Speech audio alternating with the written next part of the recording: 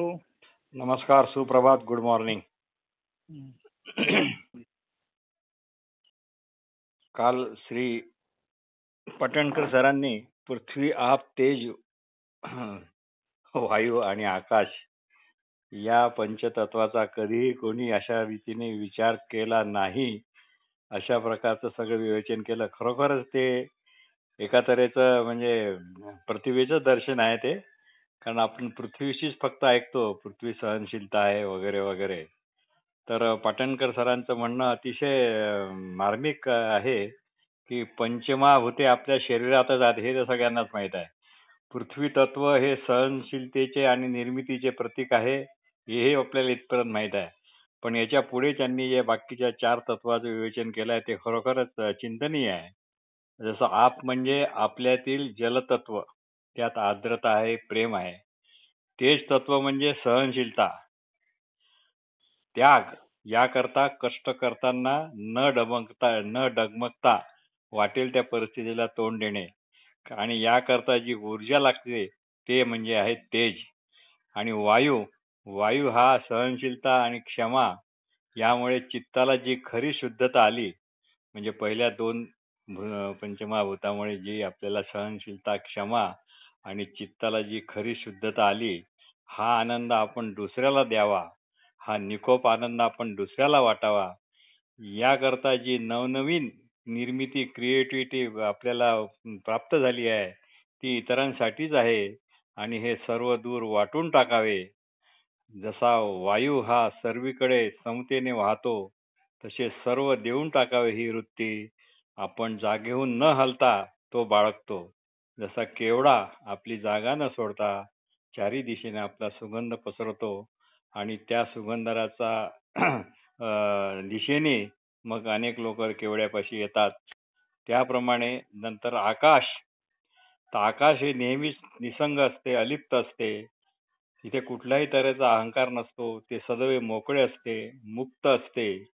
आणि जो असा ख म्हणजे आकाश, हा खऱ्या अर्थाने जो असतो, तिथे सृजन, पाण्याप्रमाणे देण्याची वृत्ती, तेजाप्रमाणे सहनशीलतेची परमावधी, हे सर्व म्हणजे तात्पर्य चैतन्य, हे सर्व जागच्या जागी राहूनच पंचमहाभूताद्वारे आपला आनंद सदैव वाटत असते आणि द्विगुणित पण करत असते. एकदा आकाश तत्व उन्मत्त झाले की इतर तत्वेही आपोआप तसेच उन्मत्त होतात, आणि मग ते ज्ञानदान करणे संभवते. हे आपल्या ठिकाणी जन्मजातच आहे, इनबिल्ट आहे. याचा अहंकार बाळगणे काही बरोबर नाही. नमस्कार. आता पुढे. छान छान, अप्रतिम. तर जाता अहंकार स्वये सोहंकार. अहंकार गेला की स्वतःच सहा अहम म्हणजे आपण ब्रह्म आहोत ही अनुभूती येते. म्हणून जाता अहंकार स्वये सोहंकार. जाता अहंकार स्वये सहा अहम इति. अहंकार गेला की अहंकार गेलेला जो असतो तोच स्वतःहून तो म्हणजे दॅट असतो. सुरुवातीला अहंकार आहे तोपर्यंत अहम म्हणजे मी असतो, पण जाता अहंकार म्हणजे मी माझे मावळो सर्व अशी स्थिती झाली की तू तुझे पण उगवते. म्हणून देहातील आणि मनातील या असणेपणातील केंद्र म्हणून जो मीचा भाव आहे, अहंकार आहे, तो जाता अहंकार स्वये तूची सोहंकार. तूच तो ब्रह्म आहेस, असं हे थोडक्यात विवेचन आहे. तसंही पाहिलेलं आहे की असणे पण उन्मनी झालं आणि त्या बी मधून बीज झाली. त्या असणेपणातच पृथ्वी, आप, तेज, वायू, आकाश ही तत्व होती, ती बाहेर पडली. त्यांच्या पंचीकरणातून अर्थातच बीज म्हणजे सर्व प्राणीजात आणि अर्थात उत्क्रांत मानव निर्माण झाला.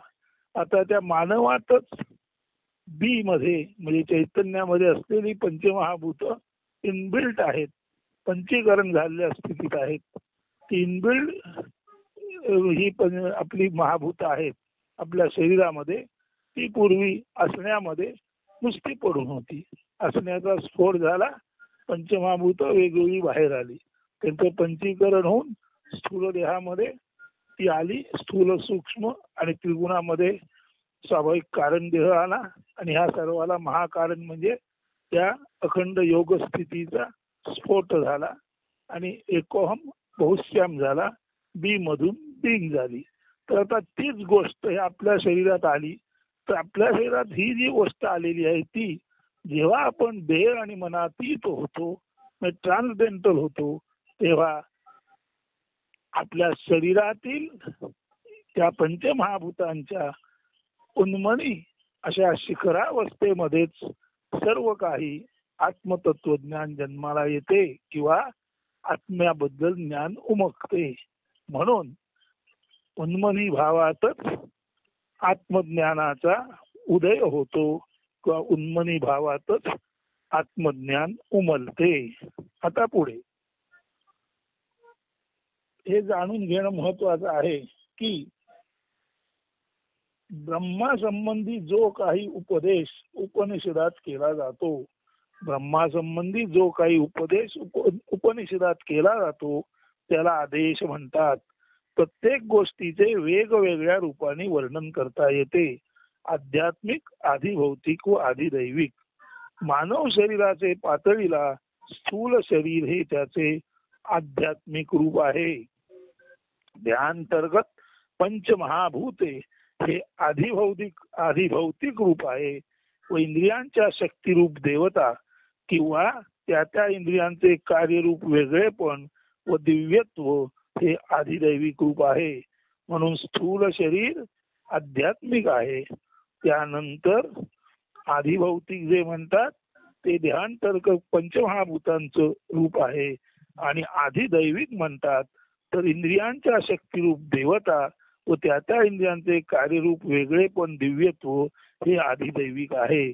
म्हणून आधिदैविक सुरुवातीला इंद्रियांच्या देवता आणि त्यांचं वेगवेगळं कार्यरूप वेगळेपण दिव्यत्व म्हणून आधिदैविक म्हणजे देवविषयक ते आधी, तो पाया आधी आधिदैविक.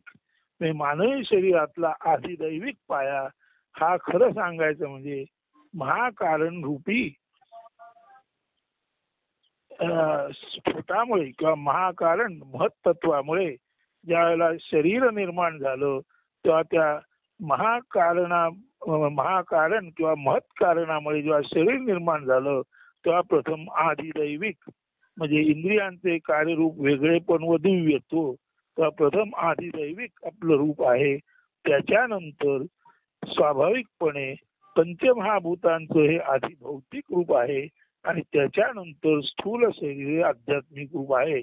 म्हणून आध्यात्मिक स्थूल शरीर, आधिभौतिक पंचमहाभूतांचं रूप आणि आधिदैविक म्हणजे इंद्रियांचं जे वेगवेगळेपण आहे, त्यांच्या वैशिष्ट्यपूर्ण क्षमता आहेत, त्यांचं दिव्यत्व आहे, त्याला आधिदैविक रूप म्हणतात. म्हणून नेहमी आधिदैविक प्रथम, त्याच्यावर आधिभौतिक आणि त्याच्यावरती आध्यात्मिक. म्हणून आध्यात्मिक, आधिभौतिक आणि आधिदैविक ही आपली बाहेरून आत जाणारी सूक्ष्मातून सूक्ष्मतमकडे जाणारी वाटचाल आहे. अशा अर्थी आध्यात्मिक, आधिभौतिक आणि आधिदैविक ही जी त्रिपुटी आहे ती त्रिपुटी मिळून आपण बनलेलो आहोत. आता ही त्रिपुटी जेव्हा देहांतर्गत एकत्र येते तेव्हा ही त्रिपुटी जर माणूस देहमनाच्या पलीकडे गेला तर ही त्रिपुटी आध्यात्मिक, आधिभौतिक आणि आधिदैविक ही त्रिपुटी योगावस्थेत जाते, योगारूढ होते आणि त्याच्यातूनच उन्मनी भाव तयार होतो आणि आपल्याला संपूर्ण आध्यात्मिक, आधिभौतिक आणि आधिदैविक शरीराचा नव्हे त्यातील मूळ तत्वाचा बोध होतो. आणि जसं अखंड निर्गुण निराकार स्थितीत निर्गुण निराकार रूपात तिथेही आध्यात्मिक, आधिभौतिक आणि आधिदैविक या तीन गुणाचा समुच्चय झालेला आहे, पण तिथे तो देह पातळीला नाही.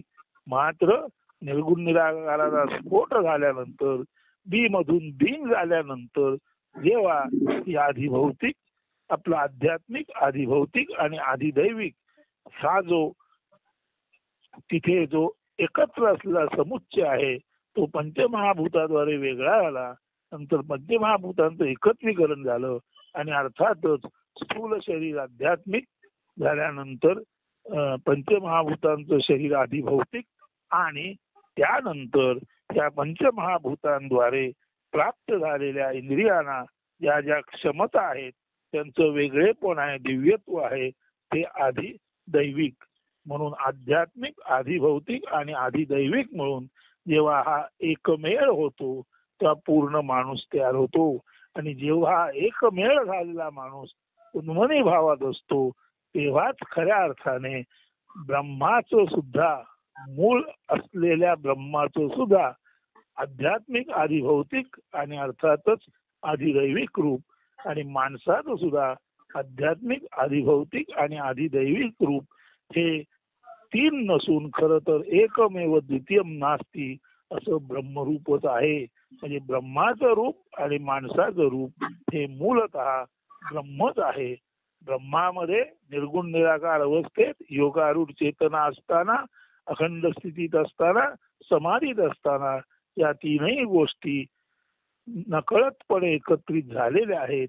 आणि त्या एकत्रितपणे नकळत असताना आणि त्या नकळतपणेच त्या योगावस्थेची अत्यंत उत्कर्षित स्थिती झाली असताना म्हणजे ती चेतना उन्मनी झाल्यानंतरच अर्थात त्याच्यातून ह्या तीन गोष्टी बाहेर आल्या आणि या तीन गोष्टीवर आधारित अर्थातच आध्यात्मिक, आधी भौतिक आणि आधी दैविक अशी शरीर रचना असलेली माणसं निर्माण झाली.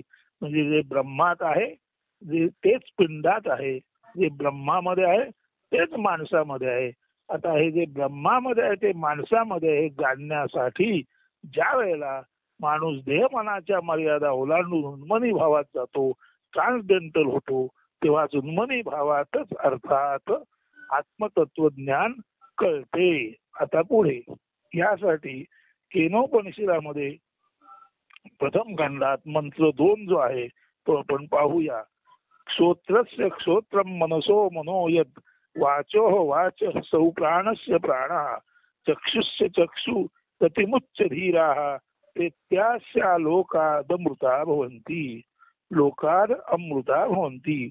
जो कानांचा कान, मनाचे मन, वाणीची वाणी, प्राणांचा प्राण, डोळ्याचा डोळा आहे तोच सर्वांना प्रेरित करतो. म्हणजे कानांना ऐकू येते पण कानाला ऐकू येते नव्हे, कानाला ऐकू येण्यासाठी ती ऐकण्याची जी क्षमता आहे त्या क्षमतेला कानांचा कान म्हटलेला आहे, मनाचे मन म्हटलेलं आहे, वाणीची वाणी म्हटलेली आहे. प्राण आपण घेतो पण प्राणांना प्राण घेण्यासाठी प्रवृत्त करतो तो प्राणांचा प्राण, डोळ्यांना पाहण्यासाठी प्रवृत्त करतो तो डोळ्यांचा डोळा. अशा अर्थी जो कानांचा कान, मनाचे मन, वाणीची वाणी, प्राणांचा प्राण, डोळ्यांचा डोळा आहे तोच सर्वांना प्रेरित करतो, नियुक्त करतो म्हणजे नेमून देतो. शहाणे, ज्ञानी, धीर अशी जी शहाणी माणसं आहेत, ती ज्ञानी माणसं आहेत, जी धीर म्हणजे धीर गंभीर आणि न डगमगणारी माणसं आहेत, अशी माणसे या मृत्यू लोकात जरी आली तरी जीवनमुक्त होतात व अमृत प्राप्ती करून अर्थातच जन्म मृत्यू चक्राच्या बाहेर त्याचं भेदन करून जातात आणि त्यांना पुनर्जन्म मिळत नाही. म्हणजेच कानांचा कान, मनाचे मन, वाणीची वाणी, प्राणांचा प्राण, डोळ्यांचा डोळा आणि सर्वांचे सर्व पलीकडे असलेले मूळ रूप म्हणजे ब्रह्मज्ञान झाल्यानंतरच खऱ्या अर्थाने शुद्ध आत्मज्ञान होते. आणि या शुद्ध आत्मज्ञान प्राप्तीमुळे पुनर्जन्म संभवत नाही. आणि ही शुद्ध आत्मज्ञान प्राप्ती अर्थातच उन्मनी भावावस्थेत होते. आता या उन्मनी भावात आत्मज्ञान किंवा ब्रह्मज्ञान उमलते हे पाहिल्यानंतर यासाठी आपण एक लक्षात घेऊया. स्वामी स्वरूपानंदांची 3 प्रवचने आहेत ध्वनिमुद्रित झालेली. त्यातील क्रमांक 2 च्या प्रवचनामध्ये तुकारामांचा एक अभंग घेतलेला आहे. सार्थ श्री तुकाराम गाथा 2179 क्रमांकाचा अभंग आहे. आणि या संपादन आणि अनुवादन किंवा संपादन आणि अनुवाद श्री विष्णुबुवा जोग महाराज यांनी केलेला आहे. तो अभंग या 3 प्रवचनामधील दुसऱ्या प्रवचनात आहे आणि गाथेमध्ये तो 2179 क्रमांकावर अभंग आहे. तो अभंग बघा.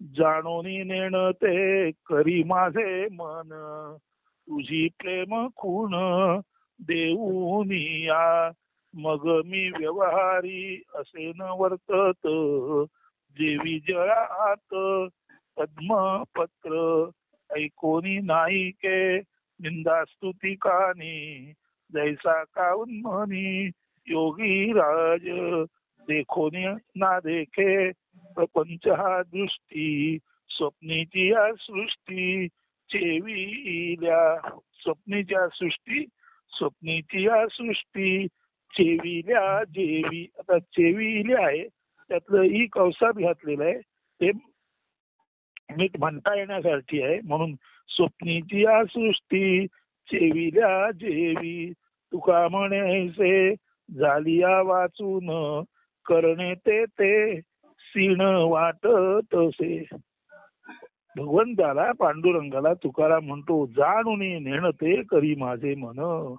माझ्या मनाला काही जरी जाणते पण असेल तरी सर्व जाणीवा, सर्व गोष्टी जाणून सुद्धा मला जाणीवेच्या पलीकडे म्हणजे नेणिवेतने म्हणजे माझी जाणीव उन्मनी कर. जाणून नेणते करी माझे मन, तुझी प्रेम खुण देऊन या. आहे भगवंता पांडुरंगा, तुझं प्रेम देऊन, तुझे बेटिट्यूड म्हणजे तुझी पूर्ण कृपा तू माझ्यावर वर्षाव कर. आणि त्या योगे माझं मन जरी जाणत असलं तरी माझं जे मन जाणणार आहे त्या मनाची जाणीवेची खूण तू नेणिवेत रूपांतरित कर, म्हणजे मनाचे अमन कर.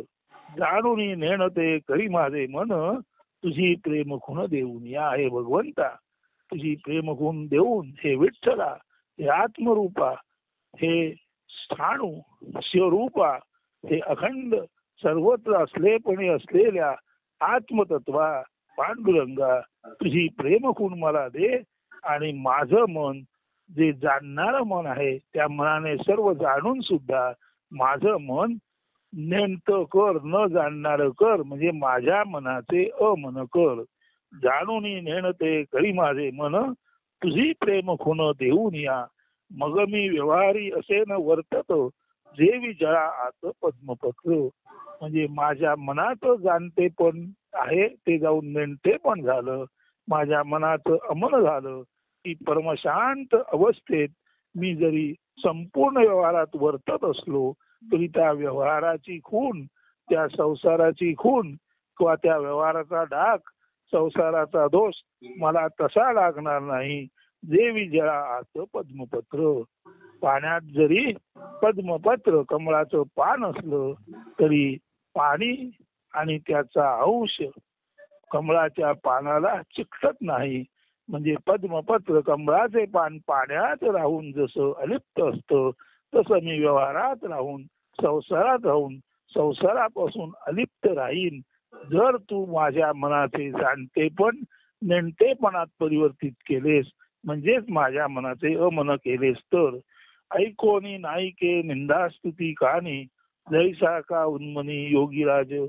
माझ्या कानाला निंदा ऐकू येईल, स्तुती ऐकू येईल, परंतु माझ्या कानाने ऐकलेली स्तुती आणि निंदा ही ऐकून सुद्धा न ऐकल्यासारखी केली जाईल. कारण आता माझ्या मनाचे अमन झाले आहे, माझं मन नष्ट झालं आहे. अशा वेळेला कानाने जरी निंदा स्तुती ऐकली तरी मनच गेल्यामुळे त्या निंदा स्तुतीमध्ये कोणत्याही तऱ्हेचा गुंता, कोणत्याही तऱ्हेचं गुंतणं माझ्याकडून शिल्लक राहणार नाही. आणि कानाने जरी निंदास्तुती ऐकली तरी सुद्धा एखादा उन्मनी योगीराज असतो तसा आम्ही त्या निंदास्तुतीच्या पलीकडे गेलेला राहीन. देखोनी ना देखे प्रपंच हा दृष्टी, स्वप्नीची या सृष्टी चेविल्या जेवी. स्वप्नामध्ये अनेक सृष्टी निर्माण झालेल्या दिसतात, स्वप्नामध्ये अनेक दृश्य दिसतात, परंतु स्वप्नातील दृश्य ही खोटी आहेत हे जसं शहाण्या जागृत माणसाला कळतं तर हा व्यवहार सुद्धा, हा प्रपंच सुद्धा एक तऱ्हेची स्वप्नातली सृष्टी आहे, अशा अर्थाने तो खोटा आहे. अशा तऱ्हेने माझ्या भावामध्ये पालट होईल. मी संसार हा असला, संसार हा दिसला, तरी तो दुसरं काही नसून स्वप्नातल्या दृश्यासारखा मिथ्या आहे, असा माझा भाव तयार होईल.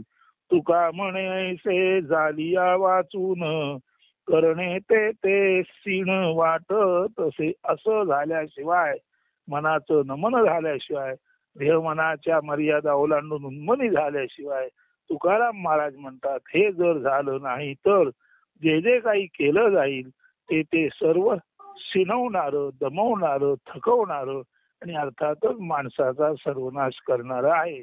म्हणजे उन्मनी झाल्याखेरीज खरं ज्ञान होत नाही. अशा अर्थी हा अभंग आहे. 2179 क्रमांकाचा गाथेतला, याचा उल्लेख 3 प्रवचनामध्ये, नंबर 2च्या प्रवचनामध्ये स्वामी स्वरूपानंदांनी केला आहे. आणि त्यांना हेच सांगायचं आहे की उन्मनी भावावस्थेतच ह्या गोष्टी घडतात आणि उन्मनी भावावस्थेत अर्थातच आपलं आध्यात्मिक, आधिभौतिक आणि आधिदैविक ही तिन्ही रूप मावळून त्याच्याही पलीकडे जाऊन हे सर्व जिथून आलं, ती ब्रह्माची खूण, ते ब्रह्माचं ज्ञान केवळ आणि केवळ उन्मनी भावातच उमलते, स्पष्ट होते. म्हणून हा अभंग पुन्हा ऐका. जाणून नेण ते करी माझे मन, तुझी प्रेम खूण देऊन या. मग मी व्यवहारी असे न वर्तीत, जेवी जात पद्मपत्र. ऐकोनी नाईके निंदा स्तुती कानी, जैसा का उन्मनी योगी राज. देखोनी ना दिसे प्रपंच हा दृष्टी, स्वप्नीची हा सृष्टी चेवी. स्वप्नीची हा सृष्टी चेविल्या जेवी. जेवी म्हणजे ज्याप्रमाणे स्वप्नामध्ये सृष्टी चेविली, निर्माण झालेली दिसते, ज्याप्रमाणे तसाच हा संसार स्वप्नातीलच आहे असं जाणवतो. स्वप्नीच्या सृष्टी चेविल्या जेवी, तुका म्हणे ऐसे झालिया वाचून, करणे ते ते सीण वाट तसे. किंवा जोपर्यंत देहमनात ट्रान्सडेंटल उन्मनी भाव असता येत नाही, तोपर्यंत अध्यात्म म्हणून, देवपूजा म्हणून, पूजा भक्ती म्हणून आपण जे जे करतो त्याने आपल्याला दमल्यासारखं होईल, थकवणूक होईल, दमणूक होईल, शिणवटा येईल. परंतु जर उन्मनी भाव आपणाला परमेश्वरी कृपेने प्राप्त झाला, ज्यासाठी तुकाराम पांडुरंगाला म्हणतात, जाणून नेण ते करी माझे मन, तुझी प्रेम गुरु देऊन या. हे भगवंता, तुझं प्रेम, तुझं बेटिट्यूड, तुझी पूर्ण कृपा देऊन तू माझ्या मनाचं अमन कर. आणि ते झाल्यानंतर संसारात असलो नसलो तरी काही फरकच पडत नाही. हे केवळ संसार म्हणजे मिथ्या आहे, स्वप्नाचं दृश्य आहे. त्यामुळे कानाने ऐकलं, डोळ्यांनी पाहिलं, सर्व काही सर्व अवयवांनी केलं तरी त्याचा केवळ आणि केवळ मिथ्या असा भाव असल्यामुळे त्याच्या पलीकडे जो उन्मनी भावात गेला, तो अर्थातच आपलं मूळ अखंड योगी, आपलं अखंड योगिक रूप, आपलं स्वरूप, त्या उन्मनी भावातच आपण सर्वत्र विराट पसरलेलं आत्मतत्व आहोत. हे आपलं ब्रह्म, ही आपली ब्रह्मगुण किंवा हे आपलं ब्रह्मरूप आपणाला दिसेल. आणि अर्थातच त्या कारणाने अहंकार गेल्यामुळे सातोची अहम हा स्वहंकार आपल्याला समजेल, त्याचं ज्ञान होईल, असं इथे तुकाराम महाराज म्हणतात. आणि त्यासाठी ते पांडुरंगाला म्हणतात, पांडुरंगा, माझं जे मन आहे त्याचं जाणते पण नष्ट करून त्याला नेणते पण आण, म्हणजे मनाचे अमन कर. आता हे जसं आहे तशाच तऱ्हेची एक रचना अर्थातच मेघवृष्टी पुस्तकामध्ये पान 21 वर आलेली आहे. आम्ही मडके फुटके 14/11/2003 दरम्याने, म्हणजेच त्याच्या आधी 1-2 दिवस ही अवस्था होती. आणि 14/11/2003 हे लिहिलं गेलेलं आहे. आम्ही मडके फुटके, जे मेघवृष्टीच्या पान 21 क्रमांकावर आहे. आणि ज्यांच्याकडे मेघवृष्टी नसेल त्यांच्यासाठी आत्मोपनिषद मध्ये पान 38 वर हे जे काव्य आहे ते ऐका. म्हणजे हे जे उन्मनी होणं आहे, तुकाराम महाराज जे म्हणतात जाणून नेणं ते करी माझे मन, म्हणजे माझ्या मनाचं अमन कर. ते झाल्यानंतर नेमकं काय होतं ते त्याने वेगवेगळ्या पद्धतीने सांगितलं. आणि तसं झालेल्या स्थितीत काय होतं किंवा झालेलं आहे हे या आम्ही मडके फुटके याच्यामध्ये आत्मोपनिषद मध्ये पान 38 किंवा मेघवृष्टीमध्ये पान 21 वर, मेघवृष्टीमध्ये पान 21 वर आणि आत्मोपनिषद मध्ये पान 38 वर आम्ही मडके फुटके हे असंच उन्मनी भावावस्थेतील काव्य आलेलं आहे. तेही पहा. तुकारामाचा अभंग आपण ऐकला, हेही पहा. आणि उन्मनी भावावस्था कशी तंतोतंत सारखी असते ते जाणा. आणि ती भावावस्था प्राप्त झाल्यानंतर सहजासहजी तुम्हालाही ते ब्रह्माचं ज्ञान होईल. नव्हे तुम्ही ब्रह्मच असल्यामुळे तुमचं सर्व स्फुरणच ब्रह्माचं असेल, तुम्ही आत्माच असल्यामुळे तुमचं ज्ञानच आत्मज्ञान असेल, असं सर्व अनायसे घडतं या उन्मनी स्थितीत माणूस जातो तेव्हा. आणि असा उन्मनी स्थितीत माणूस कायमस्वरूपी असेल तर असा कायमस्वरूपी उन्मनी स्थितीत असलेला माणूस त्या मृत्यू लोकात जरी आला तरी उन्मनी स्थितीत गेल्यानंतर त्याला जे अमृतत्व, ब्रह्माचं तत्व, ब्रह्मज्ञान नव्हे आपणच सर्व आहोत ही जाणीव निर्माण होते. त्यामुळे तो खऱ्या अर्थाने त्या मृत्यू लोकात येऊन सुद्धा अमृत प्राप्ती झाल्या कारणाने पुनर्जन्म त्याचेसाठी संभवत नाही. आणि चुकून जर पुनर्जन्म आला तर आणि तर ती ब्रह्माचीच प्रेरणा म्हणून तो येतो. म्हणून तुकाराम महाराज म्हणतात उन्मनी अवस्थेत हे सर्व ज्ञान झाल्यानंतर सुद्धा लोकांवर कृपा करण्यासाठी हे भगवंता सुखे घालावे गर्भवासी. लोकांना ज्ञान देण्यासाठी तुम्ही आम्हाला परत जन्म दिलात तरी चालेल असं तुकाराम महाराज म्हणतात. तर त्यांचं ते आता जाणून नेणं ते करी माझे मन या भंगा सदृश आम्ही मडके फुटके आत्मोपनिषद पान 38 किंवा मेघवृष्टी पान 21 वरचं जे काव्य आहे ते ऐका.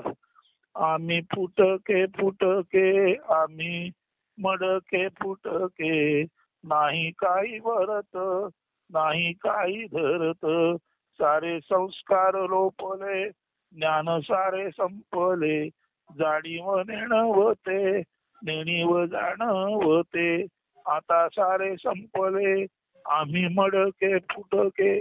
म्हणजे जो उन्मनी झाला त्याचं देहरूपी मडकं मुळातच फुटलं.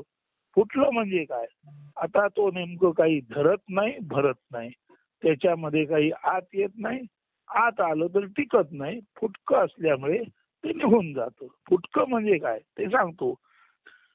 जे संस्कार पूर्वी होते ते मडकं फुटल्यानंतर संस्कार नाश झाला आणि जे सांसारिक ज्ञान होतं, जे जाणीवेचं ज्ञान होतं ते सारं संपलं. जाणीव नेणवते, जाणीव आता नष्ट झाली, जाणीवेचं नेणीवेत रूपांतर झालं आणि नेणीव जाणवते. पूर्वी जे जाणत नव्हतं ते आता जाणायला लागलं.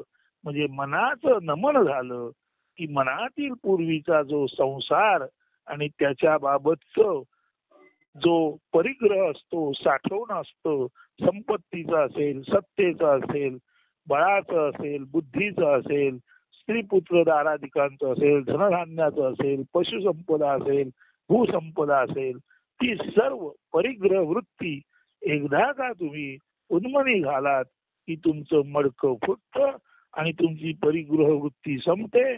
आता तुम्ही काही आपल्यात भरून घेत नाही, काही धरून ठेवत नाही. सर्व संस्कार कंडिशनिंग चाकोरी संपते. ते पूर्वीचं भौतिक ज्ञान आहे ते निरर्थक म्हणून टाकले जाते. नव्हे संसाराची जाणीवच नसतो होते. संसार नेणता होतो, संसार काही आहे असं वाटत नाही. संसार हा मिथ्या म्हणून नेणीवेत जातो आणि या मिथ्येच्या पलीकडे हे मिथ्यत्व ओळखणारं जे ज्ञान आहे, जे पूर्वी न जाणलं जात होतं ते आता ब्रह्मज्ञान म्हणून जाणलं जातं. म्हणून जाणीव नेणवते नेणीव जाणवते याचा अर्थ असा उन्मनी भावावस्थेमध्ये सर्व अदरवाईज अन्यथा जाणवणारा संसार आणि सांसारिक उपाधी उन्मनी भावावस्थामध्ये नष्ट होतात. म्हणजे जाणीव नेणवते. मनाचे अमन झाल्यानंतर संसाराचा ताबडतोब नाश होतो आणि नेणीव जाणवते. हे मिथ्या रूप जे आहे ते जे आपल्याला कळलं. पूर्वी आपल्याला संसार खरा वाटत होता, पण मनाचे अमन झाले, उन्मनी झाले आणि संसार मिथ्या आला. हे जे सत्य कळलं ते पूर्वी कळलं नव्हतं. म्हणून सध्याची जाणीव, संसारिक जाणीव नष्ट होते. जाणीव गेली, संसार गेला आणि जाणीव जाऊन संसार गेला की हे सर्व निर्माण जिथून झालं ते मूळ रूप ब्रह्मतत्व लक्षात आलं. म्हणून मनाचे मन होते तेव्हा जाणीवेचे नेणिवेत रूपांतर होते. पूर्वी जे सत्य सत्य आपण समजत होतो ते मिथ्या आहे लक्षात येते आणि हे मिथ्या आहे हे लक्षात येणं हेच आपल्या सत्यत्वाचं रूप जे पूर्वी आपणाला कळत नव्हतं ते आपणाला कळायला लागलं. संसार पूर्वी सत्य वाटतो तो आता खोटा झाला, म्हणजे जाणीव नेणिवेत गेली आणि संसार खोटा झाला म्हटल्यानंतर हे सर्व खोटेपण, हे सर्व दृश्य जिथून जन्माला आलं ते अदृश्य, ते दिसत नसलं तरी ते खरं आहे. म्हणून दृश्य संसार खोटा म्हणजे जाणीवेचं नेणिवेत रूपांतर होणं आणि हे जिथून आलं ते अदृश्य, ते अज्ञात हे खरं, म्हणजेच ते पूर्वी जाणलं जात नव्हतं ते आता जाणलं जातं. म्हणून संसारी मन संसार खरं मानतं आणि पलीकडचं खोटं मानतं आणि आध्यात्मिक मन संसार खोटं मानतं आणि पलीकडचं जे मूळ ब्रह्मतत्व आहे ते खरं मानतं. म्हणून जाणीव नेणं होते, नेणीव जाणं होते, म्हणजे उन्मनी भाव असते, संसार मिथ्या होतो आणि हे मिथ्यत्व आपल्याला कळणं हेच ते ब्रह्माचं सत्य रूप. ते पूर्वी जे जाणीवेत नव्हतं, पूर्वी जे नेणिवेत होतं ते आता जाणीवेत आलं. म्हणून आम्ही फुटके फुटके, आम्ही मडके फुटके, नाही काही भरत नाही काही धरत, सारे संस्कार लोपले, ज्ञान सारे संपले, जाणीव नेणं होते, नेणीव जाणं होते, आता सारे संपले, आम्ही फुटके मडके, आम्ही मडके फुटके. आता सर्व संपलं, आम्ही केवळ फुटक्या मडक्यासारखे खोकरे म्हणजे निरर्थक आहोत. आता बुद्धी मन वाचा काया, आता जाई सारे वाया, नाही स्मृतीला तो ठाव वाव, इंद्रियासी कैसा ठाव, विना इंद्रिय राहतो, विना प्राणही स्पंदतो, डोळे नसता पाहतो, कानाविनाही ऐकतो, काही नसून असते आम्ही मडके पुडके. आता बुद्धी मन वाचा काया याचा काही उपयोगच नाही, ते सर्व व्यर्थ झालं.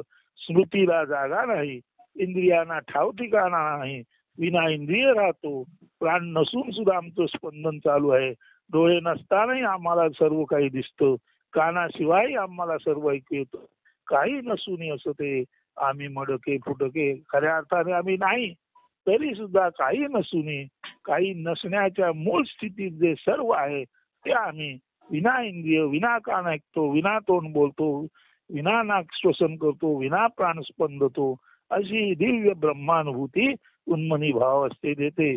ऐसे राही जगी कोण याची नाही आम्हा जाणं. असा जगात कोण राहतो का हे आम्ही जाणत नाही.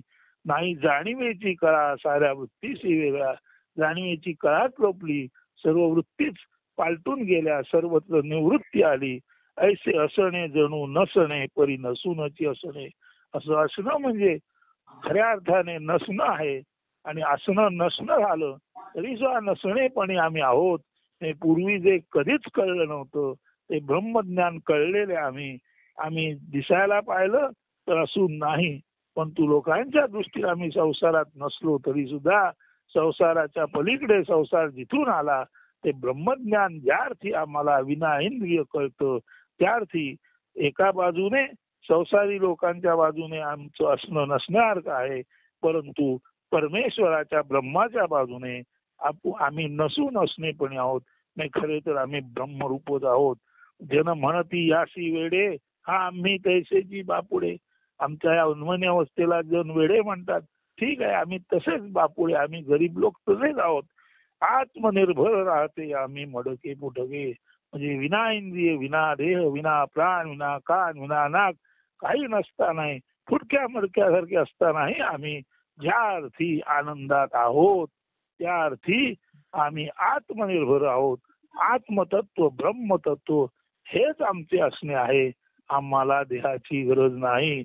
म्हणून आम्ही फुटके फुटके, आम्ही मडके फुटके, नाही काही भरत नाही काही धरत, सारे संस्कार रोपले, ज्ञान सारे संपले जाणीव नेण होते नेणीव जाण होते आता सारे संपले आम्ही मडके फुटके बुद्धिमन वाचा काय आता जाई सारे वाया नाही स्मृतीला तो वाहो इंद्रियाशी काही साठावो विना इंद्रिय राहतो विना प्राणही स्पंदतो डोळे नसता पाहतो कानाविनाही ऐकतो काही नसून असते आम्ही मडके फुटके ऐसे राही जगी कोण याची नाही आम्हा जाण नाही जाणीवेची कळा साऱ्या वृत्तीशी वेगळा ऐसे असणे जणू नसणे परी नसूनची असणे जनमनती यासी वेडे हा आम्ही तैसेची बापुडे आत्मनिर्भर राहते आम्ही मडके बुडके नमनी फुटक्या मडक्यासारखा असूनही आत्मनिर्भर म्हणजे चैतन्य रसरशीत व स्वाधारे जीवन जगणारा स्वच्छंदी उन्मनी फकीरच असतो फकीर नसलेला चिंता दुःख काळजी विरहित असतो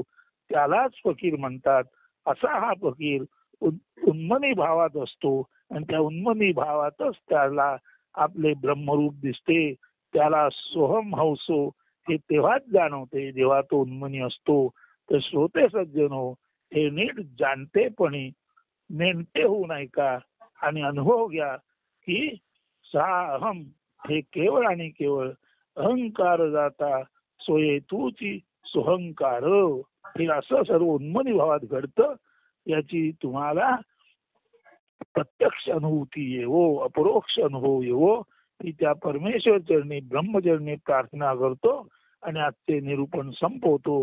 धन्यवाद असतो. सर्वांना शुभ दिन.